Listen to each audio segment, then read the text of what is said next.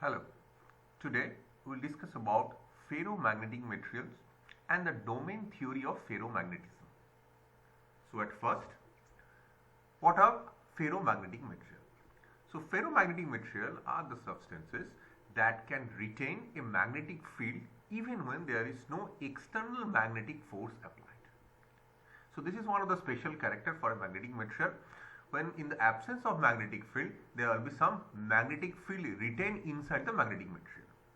But for diamagnetic and the paramagnetic material, when you remove the field, though no magnetization retained inside the magnetic material. So some of the examples, common examples of ferromagnetic materials are iron, nickel, cobalt, etc. So this retention of magnetic field inside the magnetic material in the absence of external magnetic field was explained by domain theory. So this theory was proposed by Weiss in 1907. It also explains the hysteresis and other magnetic properties. What is this domain theory? There are two important postulates of domain theory. The postulate number one, the ferromagnetic material is divided into large number of small regions called domain. So one can think about a ferromagnetic material, it is divided into large number of small groups. These groups are known as domain, and the domain regions are approximately 100 to 150 atom regions. Now their shape may not be same, their area may not be same, but they are forming different domain inside the ferromagnetic material. And the next one, this domain having magnetic moment. For the ferromagnetic material, this domains having magnetic moments, and these magnetic domains are in same direction. So you can just refer this particular picture where we have referred a ferromagnetic material having a large number of domains. Now inside this domain there are magnetic moments. These magnetic moments are in same direction. But if you are comparing two different domains, their orientations are different. In a domain, the moments are in same direction, but two different domains, their orientation may be different. So the next important point, when there is no external magnetic field, these domains are random in nature. So individual domains, the moments of the domain are random in nature. So overall magnetization is very, very less. But when you are applying some external field, then the effect is something different. So the first is when there is no magnetic field, okay, so net magnetization is 0 or tends to 0, it's very minimal. But when you are applying some field, external magnetic field, so two important things will happen. One is known as the motion of domain wall, and another is known as rotation of the domains. So the first thing is the motion of domain. It's a virtual motion of domain. So what happens as you are applying a field in a particular direction, say in this case we are applying magnetic field in this direction along positive y-axis. So what happens, more and more domain will try to orient along the direction of the applied field. So in that sense, it seems that the domain region of a particular domain which is along the direction of the applied field, this area is increasing. So this is known as the motion of domain wall. So domain wall region is increasing. More and more domains are trying to align along the direction of the external applied field.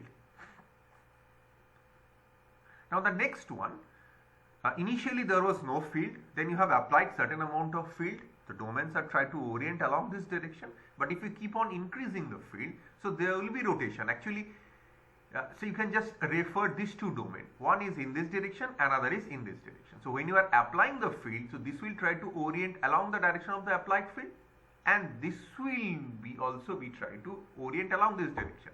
So now the domain wall region plays a very, very important role. Now this is explained by this particular picture.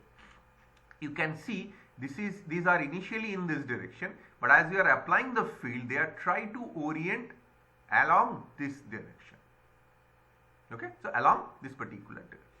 So this is known as the rotation or reorientation of the domain.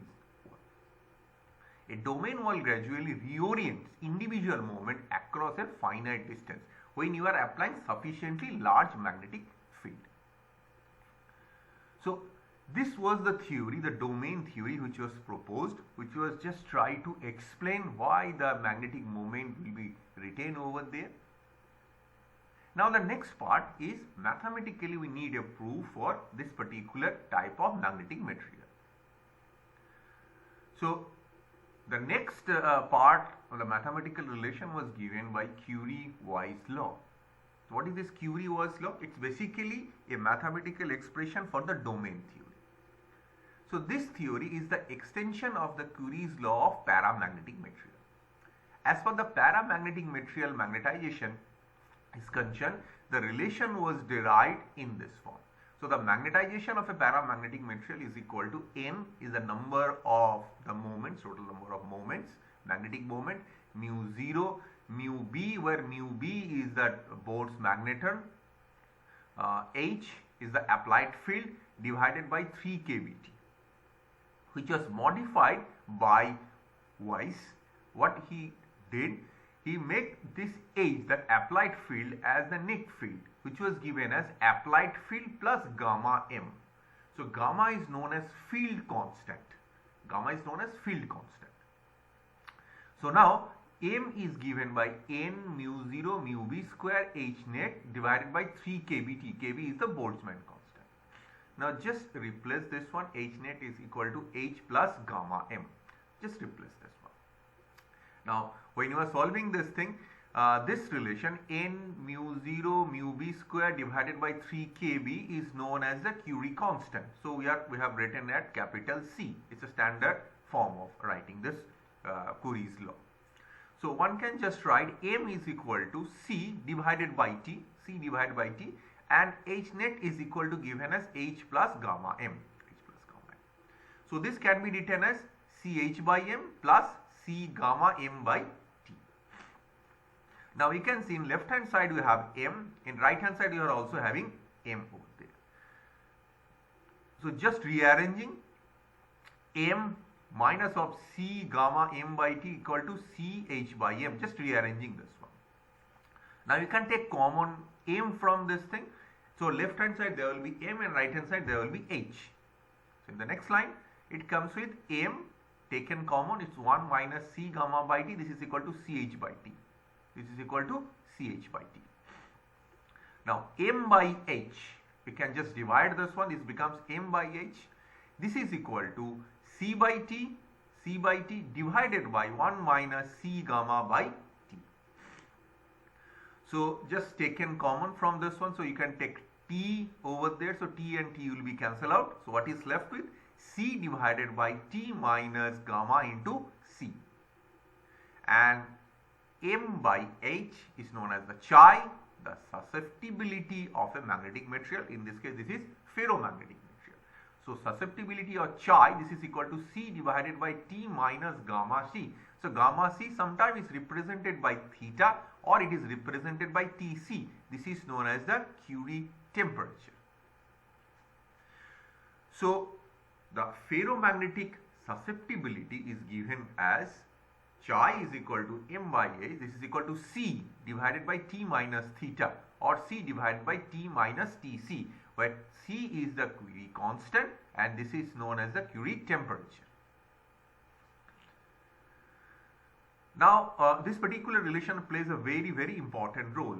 The Curie Weiss law is one of the important laws that says that magnetic susceptibility above the Curie temperature is behave like a ferromagnet and after that it behave like a paramagnetic material. You can just see this plot. This is the plot of the ferromagnetic susceptibility with respect to temperature, and somewhere here we have the transition temperature or the Curie temperature. So below this Tc temperature there will be ferromagnetic material and above this Curie temperature it will behave like a paramagnetic material.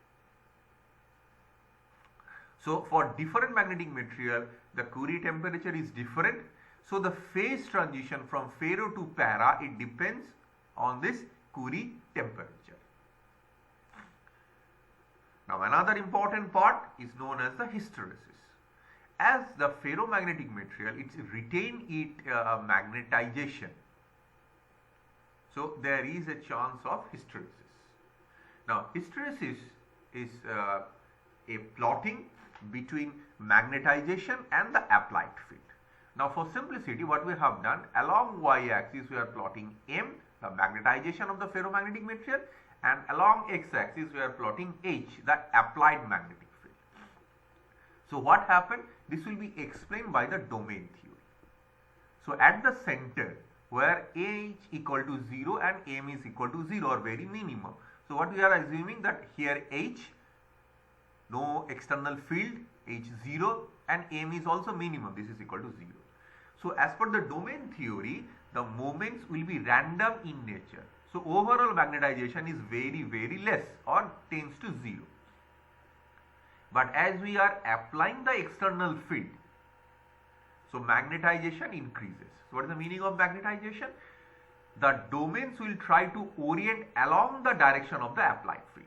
As we are considering this is the 0 point, 0 magnetic field, and along this direction this is positive H, so positive x-axis direction. So we are applying magnetic field along positive x-axis direction in this direction. Now you can see the domains are trying to orient along the direction of the applied field. If you keep on increasing the magnetic field, so the magnetization keep on increasing. But then after that there will be a saturation. So in this saturation case, almost all the moments are along the direction of the applied field. Now the next part, when you are decreasing the field, so you have increased the field, now you are decreasing the field. Now when you are decreasing the field, it is not exactly tracing the earlier path, rather it is tracing that particular path. And what happens, even when after decrement, when the field is 0, the magnetization is not equal to 0. This is the residual magnetization which is left inside the ferromagnetic material. So one can imagine that some of the moments are in the direction of the earlier external field. So here field is 0, magnetic field is 0, but still some of the domains are along the direction of the earlier applied field. So in this direction the moments are there. So they are in random, but some of the fields are along this direction. Now if now you are applying the magnetic field in the opposite direction, so you have changed the magnetic field direction and you are increasing the field. So what will happen? So now magnetization decreases, and finally it comes somewhere here where for the negative directional magnetic field the magnetization is equal to 0. So at that point and at that point they are in random in position. So moments are random in nature. Then again increase the field along the opposite direction. So what will happen? Moment will try to orient in this direction, in the opposite direction. So keep on increasing the field, then the more and more moment will be in the opposite direction, in this direction, and then there will be a saturation. So almost a symmetric nature will be observed in two different points. Again, if you keep on decreasing the field, it will decrease and it will not trace the earlier path. This will follow the another path, and there will be somewhere here where due to magnetic field there will be magnetic field is 0, but no magnetization is not 0. Again you can get a loop something like this. So this is known as the hysteresis loop. So this hysteresis loop is an experimental loop which shows that even if you have removed the field, the magnetization is not exactly 0, some magnetization left over there.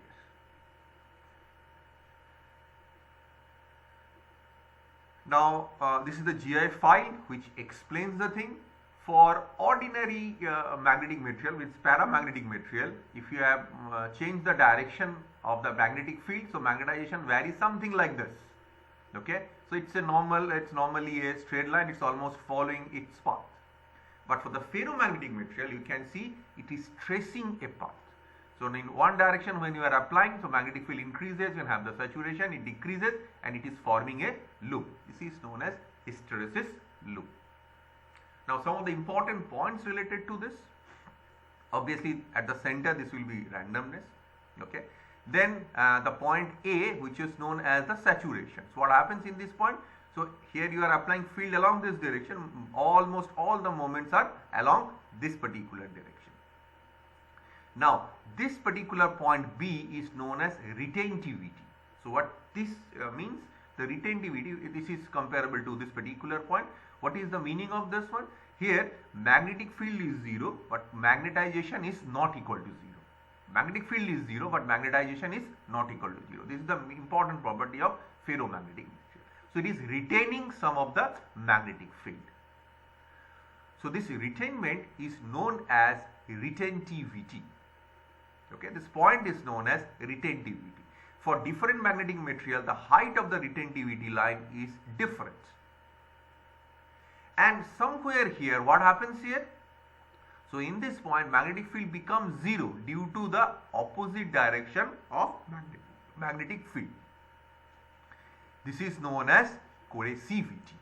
Coercivity, this point C is known as. Then again the symmetric nature, here you have the saturation, you have the retentivity and coercivity at that particular point. So it is repeating in form of a loop.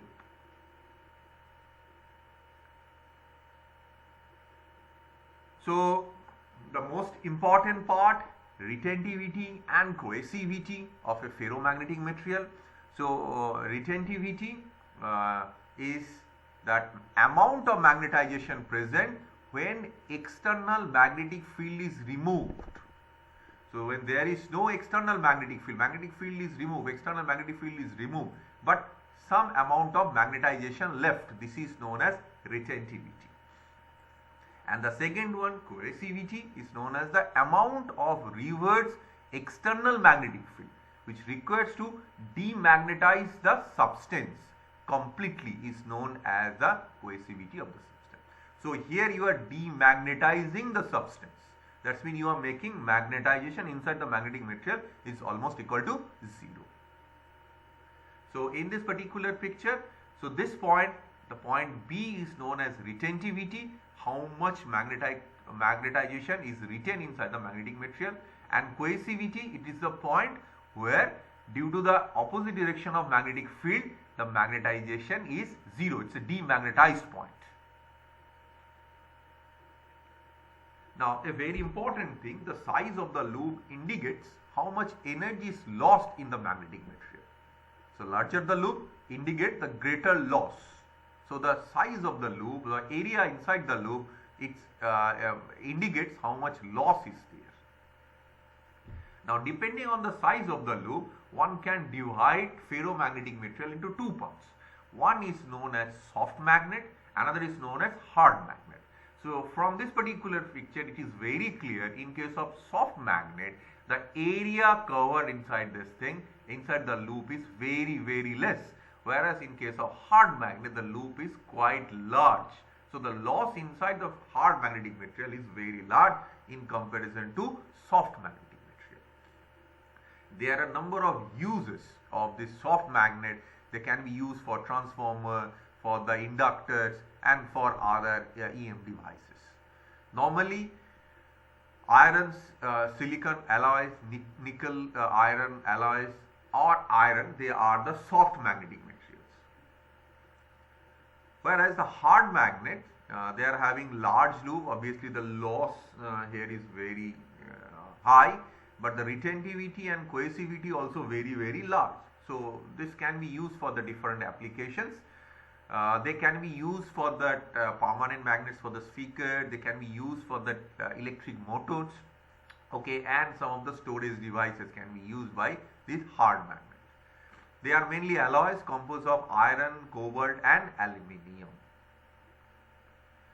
So at last we will discuss about some of the applicational areas, although we have already mentioned for the hard and soft magnetic material, ferromagnetic material, but the overall ferromagnetic material, they are having number of uses.